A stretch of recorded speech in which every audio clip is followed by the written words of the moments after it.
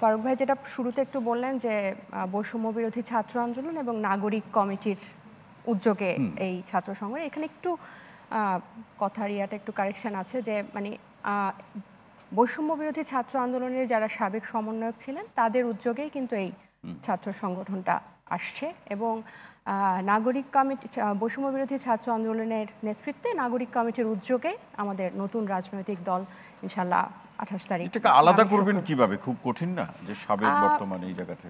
না, যেহেতু দুইটাই শুরু থেকেই আলাদা ছিল, একটা ছিল বৈষম্য বিরোধী ছাত্র আন্দোলনের ব্যানারে কিন্তু আমাদের এই গণ অভ্যুত্থানটা হয়েছে এবং জাতীয় নাগরিক কমিটির কিন্তু সেই সকল নাগরিকদেরকে একত্রিত করেছে যাদের গণ অভ্যুত্থানে অংশ নিয়েছে বা পরবর্তীতে এক ধরনের রাজনৈতিক আকাঙ্ক্ষা তৈরি হচ্ছে কিন্তু কোনো ব্যানার ছিল না।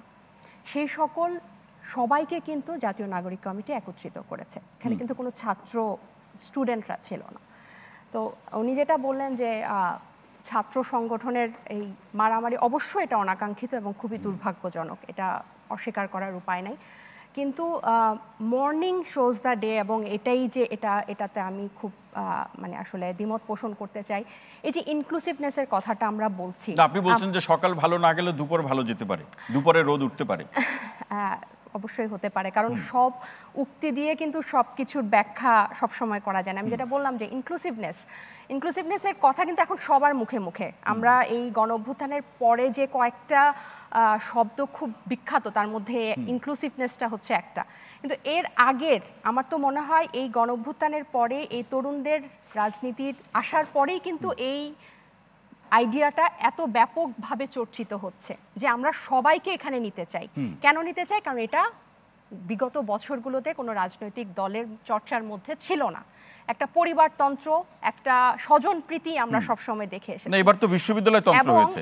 না, ধরুন রাজনৈতিক দলগুলোকে আপনি অভিযোগ করতে পারেন তাদের মধ্যে পরিবারতন্ত্র আছে, হ্যাঁ, কিন্তু এবার তো এই যারা বিশ্ববিদ্যালয় তন্ত্রের অভিযোগগুলো যদি থাকে সেই গুরুত্ব তো আমরা তন্ত্রের মধ্যেই ঢুকে যাচ্ছি। না, এখানেই আসছি আমি, আপনার এই কথাটাতে আসছি, যেই কারণে এই ইয়াটা হলো আজকে মারামারি বা যেটাই হোক, যেটা হলো যে সব ইউনিভার্সিটি বা সব ধরনের কে এখানে ইনক্লুড করা হয় নাই।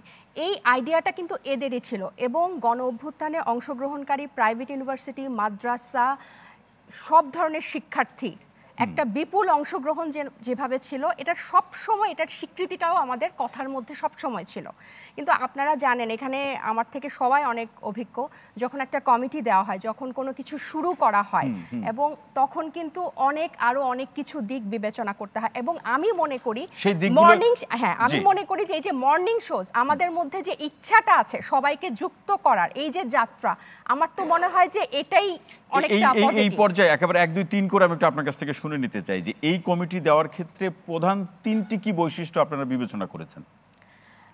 আচ্ছা, এখানে মূলত তাদের মানে ছাত্র সংগঠনের, আমরা আগের লেজুর ভিত্তিক ছাত্র সংগঠনের কি জানতাম যে তারা সবসময় মাদার পার্টির একটা মানে একটু পয়েন্টটাকে আমরা ব্যাখ্যা পরে শুনবো যে এই 3টা বৈশিষ্ট্য আপনারা বিবেচনা করেছেন। এটা তারা ছাত্র নাগরিক যে এই গণ অভ্যুত্থানের পরে যে মানুষ রাজনৈতিক যে আকাঙ্ক্ষা দেখে সেটা বাস্তবায়নে তারা কাজ করবে, সবাইকে নিয়ে তারা কাজ করবে এবং এখান থেকে যাতে নেতৃত্ব উঠে আসে। এবং মূলত তো এই আমরা তো বৈষম্য বিরোধী ছাত্র আন্দোলনের ব্যানারেই কিন্তু গণ অভ্যুত্থানটা করেছি এবং সকল শ্রেণীর ছাত্র শিক্ষার্থীদেরকে এখানে পর্যায়ক্রমে ইনক্লুড করাটাই এবং তাদেরকে নিয়ে নতুন বাংলাদেশ সামনে এগিয়ে যাওয়াটার উদ্দেশ্যে সেই ইচ্ছা আপনাদের আছে।